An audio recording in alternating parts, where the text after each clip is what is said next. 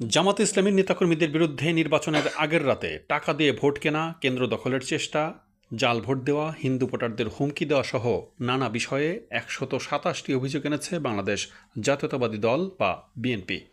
বুধবার রাতে দলটির কেন্দ্রীয় নির্বাচন পরিচালনা কার্যালয়ের সংবাদ সম্মেলনে এসব বিষয়ে জানিয়েছেন দলটির স্থায়ী কমিটির সদস্য এবং নির্বাচন পরিচালনা কমিটির চেয়ারম্যান নজরুল ইসলাম খান।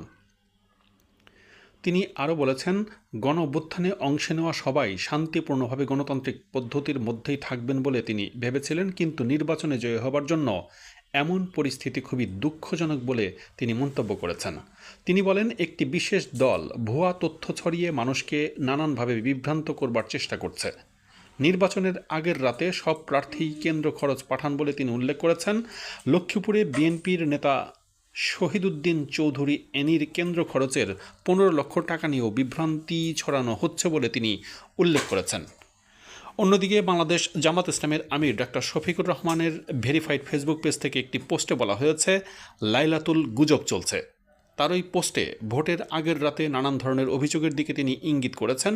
তিনি লিখেছেন, সবাই সাবধান, এই সমস্ত গুজবকে পাত্তাই দিবেন না, ইনশাল্লাহ সত্যের বিজয় অবশ্যম্ভাবী।